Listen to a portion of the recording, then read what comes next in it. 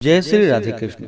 आप सभी का आपके अपने YouTube channel VK Mishra present में बहुत बहुत स्वागत है। तो बोलिए प्रेम से भगवान विष्णु की जय, माता लक्ष्मी की जय, भगवान श्री कृष्ण की जय, सर्वदेवी देवता की जय। कार्पटिक बोले कि हे प्रेत, तुम सारस के कहे हुए वाक्यों को मुझसे शीघ्र कहो, क्या सुना था? प्रेत ने कहा कि हे श्रेष्ठ कार्पटिक, तुम सारस के वचन को सुनो। इस घने जंगल में कुहरा नदी है जो पर्वत से निकली है। उसके पास ही सदा जल से भरे ताल है जहाँ मतवाले हाथियों के झुंड रहते हैं और बड़े बड़े कुक्कुट वृक्ष तथा चिकने जामुन के मनोहर वृक्ष हैं। एक समय घूमता हुआ मैं इसी नदी के किनारे पर थका हुआ ठहर गया। वहीं पर सारस का एक जोड़ा किसी दूसरे वन से उड़कर और वहां पर पानी पीकर अपनी भार्या से रमण करके बाएं पंख में सुख से अपना मस्तक ढांप कर सो गया। इसके अंतर लाल मुख, लाल नेत्र, तीखी दाढ़ और नख, बड़े बड़े रोए, लंबा पूंछ वाला, बड़ा चंचल, बड़ा बलवान बंदर वृक्ष से उतरकर जहाँ सारस सोया था वहां पर आया। पक्षियों को देखते हुए उस क्रूर बुद्धि बंदर ने अपने हाथों से सारस के पैरों को कसकर पकड़ लिया। वहां के बाकी सब पक्षी उड़ गए, परंतु भयभीत सारसी विलाप करती हुई वहीं रुक गई। नींद टूटने पर भयभीत हो उस सारस ने चकित नेत्र से सिर झुकाकर उस दुष्ट भयंकर बधिक बंदर को देखकर सरस वाणी से कहा कि हे बंदर, तुम बिना अपराध के मुझको क्यों पीड़ा देते हो? तुम्हारे समान श्रेष्ठ प्राणी किसी को पीड़ा नहीं देते हैं। हम अहिंसक साधु हैं, दूसरों की वृत्ति से विमुख रहते हैं। जल की काई खाने, आकाश में उड़ने, वन में रहने, अपनी ही स्त्री से प्रेम करने, दूसरे की स्त्री को त्यागने, दूसरों की बुराई से दूर रहने, चोरी न करने, बुरों का साथ न करने तथा दूसरों को कष्ट न देने वाले सब प्रकार से निरपराधी हैं। हे बानर, मुझको छोड़ दो। देखो, मैं तुम्हारे पूर्व जन्म का हाल जानता हूँ, परंतु तुम मेरे नहीं जानते हो। ऐसा वचन सुनकर वह बंदर सारस को छोड़कर और कुछ दूर पर बैठकर बोला कि हे सारस, तुम ज्ञानहीन पक्षी हो और मैं वन में घूमने वाला हूँ। फिर भी मेरे पूर्व जन्म का वृत्तांत जो जानते हो वह सब कहो। सारस ने कहा कि हे श्रेष्ठ वानर, सुनो, तुम पूर्व जन्म में पर्वतों में श्रेष्ठ विंध्य पर्वत के राजा थे और मैं अति पूज्य ब्राह्मण तुम्हारे कुल का पुरोहित था। इस भूमि में तुमने संपूर्ण प्रजा को दुख देकर बहुत सा धन इकट्ठा किया। हे वानर, प्रजा को अत्यधिक पीड़ित करने के कारण तुम अति दुखदायी कुंभिपाक नाम के नरक में फेंके गए, जहाँ बारंबार मरने तथा जन्म लेने से तुम 3000 वर्ष तक उस नरक की तीव्र और असाध्य यातना सहन करते हुए नरक से निकले और अब बचे हुए पाप के कारण तुम बंदर होकर मुझको मारना चाहते हो। पूर्व जन्म में तुमने ब्राह्मण के बगीचे में बिना उसके पूछे ही अपने बल से लूटकर उसके पके हुए केले खाए थे। उसी पाप के भयंकर फल से अब बानर और वनवासी हुए हो। ऐसी कथा सुनकर बानर ने सारस से कहा, तुम ठीक जानते हो, तो अपना हाल बतलाओ कि तुम पक्षी कैसे हुए?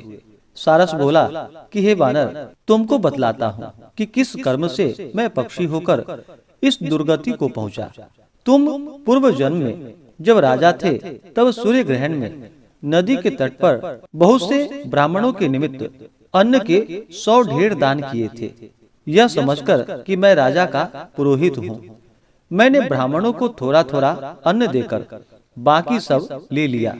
जिसके अपहरण करने से जो पाप उत्पन्न हुआ, उस पाप से मैं कालसूत्र तथा रक्त कदर्म नामक नरक में पड़ा, जहाँ सर्वत्र कीड़े रेंगते थे और जो दुर्गंध और पीव से भरा हुआ था, जहाँ पर नाभि तक नीचे सिर किए गड़े रहकर मैं पीव चाटता रहा और मेरा शरीर को बड़े बड़े गिद्ध, कौवे और कीड़े बराबर काटते और खाते थे।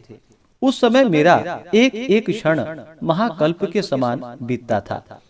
3000 वर्ष मुझको इस प्रकार की यातना भोगते हुए बीत गए। तब नरक से निकलकर मैंने किसी प्रारब्धवश उद्धार पामर कर्म के फल से पक्षी का जन्म पाया। मैं कारण सहित सब हाल कहता हूँ, सो सुनो। मैंने अपनी बहन के कांसे का बर्तन चुराकर जुआरी को दिया था, इसी से मैं सारस हुआ। यह मेरी स्त्री पूर्व जन्म में ब्राह्मणी थी और इसने भी कांसे की भयंकर चोरी की थी। इससे यह मेरी सहधर्मिणी भार्या सारसी हुई। मेरी बीती हुई पूर्व जन्म की तथा वर्तमान की स्थिति ऐसी है। अब होने वाली भविष्य वार्ता को सुनो। मैं और तुम हंस होकर और यह मेरी सारसी भार्या हंसनी होकर कामरूप देश में सुखपूर्वक निवास करेंगे। इसके पीछे हम लोग कल्याणी गौ योनि में जाएंगे। इसके बाद दुर्लभ मनुष्य जन्म पाएंगे। शिव जी की माया से इस मनुष्य योनि में प्राणी पुण्य और पाप दोनों ही करते हैं, जिसका फल कर्म के अनुसार मनुष्य सुख दुख के रूप में पाता है। इसलिए सब प्राणियों को सर्वदा धर्म का सेवन करना चाहिए। देवता, असुर, मनुष्य, व्याघ्र, कीड़े मकोड़े, जलचर, किसी से भी यह दुख रूपी संकट छूटा नहीं, अर्थात इसमें सभी फंसते हैं। केवल विरक्त योगी लोग ही इस संकट से दूर रहते हैं। इस प्रकार ईश्वर की माया को जानकर भी बड़े बड़े बुद्धिमान लोग शोक ताप तथा व्यथा नहीं करते। वे पूर्व जन्म के किए हुए कर्म के फल को पलट नहीं सकते हैं। हे बंदर, उपाय से बुद्धि से देवता लोग भी कर्म फल को पलट नहीं सकते। पहले तुम राजा थे, बाद में नरक में गए, अब तुम बंदर हुए, फिर भी ऐसी ही जन्म पाओगे। ऐसा समझकर बिना शोक किए तुम आनंद पूर्वक इस वन में विचरते हुए काल की प्रतीक्षा करो। किसी को सताओ मत। और मैं ईश्वर की माया से इसी प्रकार जंगल जंगल धैर्य धारण किए हुए सारस का जन्म बिताता हूँ। वानर ने कहा, पहले मैं तुम्हें पूछता था, अब तुम मुझको प्रणाम करते हो तथा तुम मेरे पूर्व जन्म के वृतांत को भी जानते हो। इस कारण हे सारस और सारसी, तुम आनंद पूर्वक रहो, तुम्हारा सदा कल्याण हो। तुम्हारे इन वाक्यों से मैं मोह रहित हो गया, अब मैं सर्वदा विचरूंगा। प्रेत ने कहा कि हे ब्राह्मण, यह सुंदर विचित्र परम पवित्र पक्षी और बंदर का संवाद मैंने नदी के तट पर सुना था तथा इससे मुझे भी बोध हुआ और मेरे शोक संताप का नाश हुआ। यह अपूर्व रहस्य सब पापों का नाश करने वाला है। जो कोई भक्ति पूर्वक इसको सुनता या पढ़ता है, उनको ज्ञान उत्पन्न होते हैं। इस प्रकार से पद्म पुराण के अंतर्गत माघ मास महात्म्य कथा में वानर के पूर्व जन्म की कथन नामक 26वां अध्याय पूर्ण हुआ। तो बोलिए प्रेम से भगवान विष्णु की जय। अब आइए सुनते हैं माघ मास महात्म्य कथा में 27वें अध्याय की कथा। तो बोलिए प्रेम से भगवान विष्णु की जय। प्रेत बोला कि हे द्विजवर, एक गांव में यज्ञ कराने वाला पारियात्र कुल का ब्राह्मण अनाधिकारी हो यज्ञ कराने से ब्रह्म राक्षस योनि को प्राप्त हुआ था। हमारी संगति के लोभ से वह 8 वर्ष तक हमारे साथ रहा। उसकी जब मृत्यु हुई तो उसकी हड्डियों को उसके पुत्र ने इकट्ठा करके गंगा जी के कनखल तीर्थ में फेंक दिया। उसी क्षण वह दुखी राक्षस तत्व से मुक्त हो गया। इस प्रकार गंगा जल की बड़ी अद्भुत एवं अपूर्व महिमा है। मैंने यह प्रत्यक्ष देखा है। मैं प्रेत जन्म की पीड़ा की व्याकुलता से अपना प्रेतत्व दूर करना चाहता हूँ। इसी कारण मैं आपसे गंगा जल मांगता हूँ। पहले जन्म में जो मैंने तीर्थ स्नान में पाप किए और बड़े बड़े दान लिए थे, उसका प्रायश्चित नहीं किया था। इसी से मुझे भूखे प्यासे ही विंध्य पर्वत पर हजारों वर्ष व्यतीत हो गए। हे धार्मिकों में श्रेष्ठ, इस समय आप थोड़ा सा जल दान देकर मेरे प्राणों को संतुष्ट कीजिए। प्राणियों को प्रेत रूप में भी जीना दुर्लभ है, परंतु मनुष्यों को सदैव सब प्रकार से अपने शरीर की रक्षा करनी चाहिए। कुष्ठ इत्यादि रोग से ग्रस्त मनुष्य भी शरीर का त्याग करने की इच्छा नहीं करते। देवद्युति जी ने कहा, ऐसा उसका वचन सुनकर वह ब्राह्मण विस्मित हो प्रेत पर कृपा करता हुआ विचारने लगा। संसार में पाप तथा पुण्य के फल अवश्य ही प्रत्यक्ष दिख पड़ते हैं। इस कर्म भूमि में जिन्होंने न्याय मार्ग से कुछ धन इकट्ठा किया है वे ही धन्य हैं। जो सुपात्र को धन देते हैं वे ही अपना हित करते हैं। संसार का आवश्यक दिया हुआ पदार्थ ही स्वर्ग में प्राप्त होता है और वह भोगा जाता है। उस धार्मिक कार्पटिक के ऐसे कहने को सुनकर प्रेत गदगद होकर फिर बोला कि हे पथिक, मुझको मालूम हो गया है कि आप अवश्य सर्वज्ञ हैं। आप जीवन का आधार जल दीजिए और प्राणदान में अब विलंब न कीजिए। उसके उत्तर में पथिक ने न्यायपूर्ण वचन कहा। कार्पटिक बोला कि हे प्रेत, सुनो, मेरे माता पिता भृगु क्षेत्र में बैठे हैं। उन्हीं के लिए मैं तीर्थराज से जल लाया हूँ। बीच में तुमने गंगा यमुना के संगम के जल को मांगा, तभी मैं यह विचार करके कि प्राणियों की प्राण रक्षा करना ही उचित है, इस प्रकार जल देकर तुम्हारी रक्षा करके माता पिता के लिए फिर से जल लाऊंगा। केवल यही धर्म देने वाली शुद्ध विधि मुझको प्रबल जान पड़ती है। सब धर्मों का सार तथा सभी धर्म के जानने वालों की यह सम्मति है कि प्राण से तथा धन से दूसरों का उपकार करना चाहिए। परोपकार से उत्पन्न हुआ पुण्य यज्ञों के तुल्य है। लोमश जी ने कहा, ऐसा सुनकर उस पथिक धर्मनिष्ठ श्रेष्ठ ब्राह्मण ने प्राण रक्षा निमित्त प्रेत को गंगा यमुना और संगम का जल दे दिया। उसने प्रीति पूर्वक जल को पिया और तब उसको अपने मस्तक पर मार्जन किया। उसी क्षण वह प्रेत शरीर को त्याग कर दिव्य देहधारी हो गया। इस बड़े आश्चर्य को देखकर उस केरल के ब्राह्मण ने कहा कि अरे, त्रिवेणी के जल के बिंदुओं से यह प्रेत तत्व मुक्त हो गया। हम समझते हैं कि ब्रह्मा भी इस जल के गुण का वर्णन नहीं कर सकते। गंगा जी के पवित्र जल को महादेव जी इसी से अपने मस्तक पर धारण करते हैं।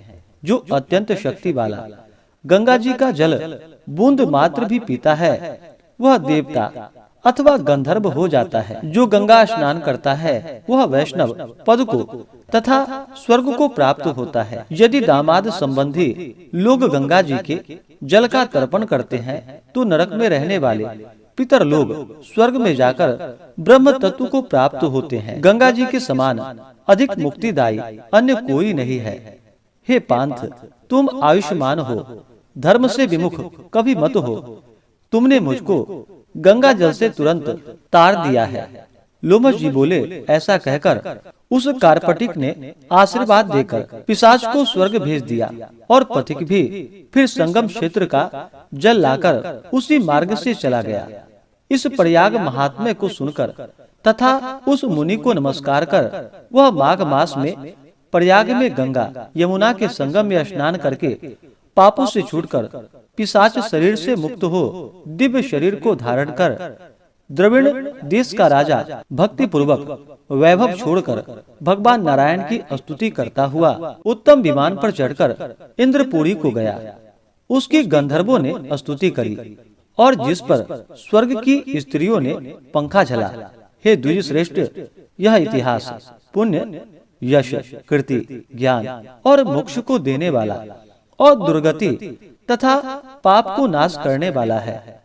अब मेरे साथ ये कन्याएं, ये पुत्र और तुम भी सदगति पाने के लिए प्रयाग में चलकर ऐसा माघ स्नान करो जो देवताओं को भी दुर्लभ है। वहाँ पर श्राप से पैदा हुए पिशाच तुरंत मुक्त होंगे। वशिष्ठ जी बोले, इस प्रकार लोमश जी के मुख कमल से अमृतमयी मधुर कथा को सुनकर उन्हीं के साथ उन लोगों ने दक्षिण दिशा में प्रस्थान किया। इस प्रकार से श्री पद्म पुराण के अंतर्गत माघ मास महात्म्य कथा में 27वें अध्याय की कथा पूर्ण हुई। माघ मास महात्म्य कथा में 28वें अध्याय की कथा, जो कि यह अंतिम अध्याय है। तो बोलिए प्रेम से भगवान विष्णु की जय। वशिष्ठ जी बोले कि हे दिलीप, सुनो, आज 14 सरोवर में स्नान करके वे लोग सुख पूर्वक और संतुष्ट होकर आकाश मार्ग से उस स्थान पर पहुँचे।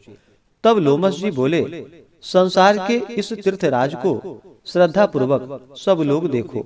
यह वही यज्ञ की वेदी यजमान का स्थान है। ये 3 कुंड हैं। जिनमें अग्नि जल रही है। यहाँ पर सबकी तृप्ति होती है। यहीं पर 33 करोड़ देवता संतुष्ट होकर आनंद पूर्वक रहते हैं और स्वादिष्ट पर्यांत सोमधारा पीते हैं।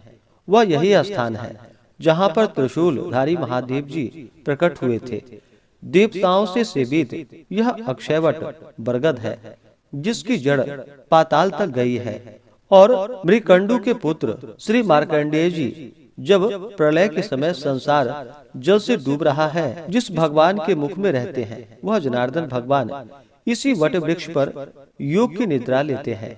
यह वही महादेव जी की अति प्रिय सुंदर भगवती भागीरथी, जिसकी सिद्ध लोग सिद्धि के लिए सेवा करते हैं, जन जन को भुक्ति और मुक्ति प्राप्त कराने के लिए भ्रमण करती है। इनका जल पीकर मनुष्य मुक्त हो जाता है। हे मुनि, गंगा यमुना का संगम बड़े पुण्य प्रताप से प्राप्त होता है। इसमें स्नान करने से जन्म मृत्यु से छुटकारा तथा ज्ञान प्राप्त करके प्राणी तर जाता है। सभी प्राणी बिना ज्ञान के ही प्रयाग में स्नान करके मुक्त हो जाते हैं। यही देखकर ब्रह्मा जी ने यहीं पर महायज्ञ करके सृष्टि रचने का सामर्थ्य प्राप्त किया था। इसी त्रिवेणी में भगवान नारायण ने स्नान कर अमृत के मंथन में लक्ष्मी जी को प्राप्त किया था। त्रिशूलधारी महादेव जी ने भी एक बाण से यहीं पर त्रिपुर दैत्य को मार गिराया था। प्राचीन काल में इंद्र के श्राप से उर्वशी स्वर्ग से गिरी थी। तब उसके यहाँ स्नान करने पर शीघ्र ही उसे स्वर्ग मिला था। नहुष कुल के राजा ययाति ने वंशधर पुत्र को प्राप्त किया था। हे द्विज श्रेष्ठ, इस पुण्य संगम में पुत्र चाहने वाले को स्नान करना चाहिए। यहीं पर इंद्र ने प्राचीन काल में अपनी माया से कुबेर के सब धन को स्नान करके पाया था। प्राचीन काल में नारायण तथा नर ने हजारों वर्ष तक इस प्रयाग में निराहार हो उत्तम धर्म किया था। यहाँ पर जैगिशव्य सन्यासी महादेव जी की जैसी शक्ति वाली होकर विजय पाए थे तथा अणिमादि बहुत छोटा या बड़ा बनाना इत्यादि योग के अति दुर्लभ ऐश्वर्य पाए। शिव की आराधना में तत्पर होकर कश्यप ऋषि ने यहीं पर तपस्या की थी। इस तीर्थ में तपस्या करके भारद्वाज कश्यप आदि 7 ऋषियों में 7वें हुए थे। हे ब्राह्मण, इसी क्षेत्र में प्राचीन काल में आत्मज्ञानी सनकादि ऋषियों ने योग व फल सिद्धि को पाया था। इस गंगा और यमुना के संगम में स्नान करने से सब पाप से छूटकर आकाश में तारा रूप होते हैं। मुक्ति को चाहने वाले तुम सभी लोग हमारे कहने से इस गंगा यमुना के संगम में स्नान करो। त्रिवेणी के जल के प्रभाव से तुम्हारे पहले किए हुए सब पाप नष्ट हो जाएंगे और इसके महाफल से संपूर्ण वैभव को प्राप्त करोगे। ऋषि के ऐसे सत्य तथा उल्लंघन न करने योग्य वचन को सावधानी से सुनकर वे सब उत्कंठित चित्त से स्नान करने में लग गए और उसी क्षण प्रयाग में स्नान करने से उनकी पिशाच योनि नष्ट हो गई और पुनः अपना शरीर प्राप्त कर लिया। वेद निधि ने अपने पुत्र तथा दिव्य रूप वाली अति सुंदर कन्याओं को देखकर प्रसन्न चित्त होकर तथा प्रीति पूर्वक लोमस जी को संतुष्ट किया और कहा कि आपके अनुग्रह से ही ये बड़े पाप से विमुक्त हुए हैं। हे ऋषि श्रेष्ठ, अब इन बालकों के योग्य धर्म को कहिए। लोमस जी ने कहा, इस युवा कुमार ने वेदों का अध्ययन समाप्त कर लिया है। मैं प्रीति पूर्वक कहता हूँ कि इसके कर कमल को ग्रहण करे। तब लोमस जी के तथा अपने पिता के वचन से इस धार्मिक ब्रह्मचारी ने विवाह विधि से सुंदर द्रव्य तथा मंत्रों से तथा ऋषियों से मंगल किए जाते हुए धर्म पूर्वक 5 कन्याओं से पानी ग्रहण किया। इन कन्याओं के मनोरथ पूर्ण हुए और वे सब बड़ी प्रसन्न हुई। वह कुमार भी अति संतुष्ट हुआ। लोमस जी को नमस्कार करके और उनसे आज्ञा लेकर वे देवताओं से सेवित मेरु पर्वत पर चले गए। हे राजन, तब वेद निधि अपने पुत्र तथा 5 बहुओं को साथ लेकर प्रसन्न चित्त होकर कुबेर के नगर को गए।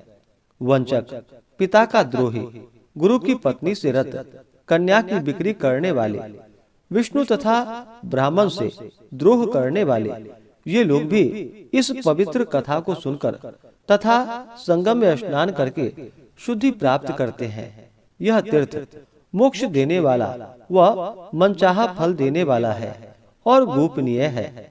जिनको श्रद्धा न हो उनसे यह कथा गुप्त रखनी चाहिए। हे सूत जी के पुत्र, यह कथा उनसे कभी नहीं कहनी चाहिए। जो इसको पढ़ता है या सुनता है या वही ब्राह्मण विष्णु का सायुज्य प्राप्त करता है। यह पुण्य देने वाली है, पाप को हरने वाली है, धन्य है, बुरे स्वप्न को नाश करने वाली है। इस महात्म्य को सुनकर इसके पढ़ने वाले का पूजन कर तथा उसे गाय, स्वर्ण तथा वस्त्र देने में विष्णु भगवान प्रसन्न होते हैं। जो इस दिव्य महात्म्य को सुनते हैं और याद करते हैं, वह सब पापों से छूटकर विष्णु लोक को जाते हैं और उनकी सब कामनाएं पूर्ण होती है और वे सुरलोक को प्राप्त करते हैं, जो धर्महीनों के लिए दुर्लभ है। इसको ब्रह्मा जी ने पहले वशिष्ठ मुनि से कहा था, उसको दत्तात्रेय जी ने कहा तथा वशिष्ठ जी ने राजा दिलीप से कहा और मैंने कार्तिवीर्य को सुनाया। जिसके घर में लिखा हुआ यह महात्म्य सर्वदा पूजा जाता है, उसके घर में सर्वदा भगवान नारायण पूजित रहते हैं। जो मनुष्य निरंतर नित्य इस महात्म्य को सुनते हैं, वे मानो सब वेद मंत्र पुराण का संग्रह किए हुए हैं। पुष्कर तीर्थ में, प्रयाग में, गंगा सागर में, देवालय में, कुरुक्षेत्र में तथा विशेषकर काशी में इसका पाठ अवश्य करनी चाहिए। पुष्कर तीर्थ में ग्रहण में इसका पाठ करने से दुना फल होता है तथा जो मन लगाकर इसको सुनता है और पुराण वाचने वाले ब्राह्मण का पूजन करता है तथा हे सूत जी के पुत्र, गाय, भूमि, वस्त्र, आभूषण इत्यादि अमूल्य पदार्थ देता है, ऐसा करने से जो पुण्य होता है उसको मैं कह नहीं सकता। ऐसा मनुष्य संसार में सुखी होता है, उसको किसी प्रकार की पीड़ा नहीं होती और वह मरने पर वैष्णव पद को प्राप्त होता है। इस प्रकार से श्री पद्म पुराण के अंतर्गत माघ मास महात्म्य कथा में वशिष्ठ दिलीप संवादित 28वें अध्याय की कथा आज पूर्ण हुई। तो बोलिए प्रेम से भगवान विष्णु की जय, माता लक्ष्मी की जय, भगवान श्री कृष्ण की जय। आज जो कि यह आपने अंतिम अध्याय कथा का श्रवण किया, इसी प्रकार से व्रत पूजा के बारे में जानने के लिए, कथा को सुनने के लिए चैनल पे अगर आप पहली बार आए हैं तो चैनल को लाल बटन दबा करके सब्सक्राइब करें, साथ में बेल आइकन घंटी को दबाएं ताकि आने वाली वीडियो का नोटिफिकेशन आपको समय से मिलता रहे। वीडियो को लाइक करें, शेयर करें। सुखी रहें और स्वस्थ रहें।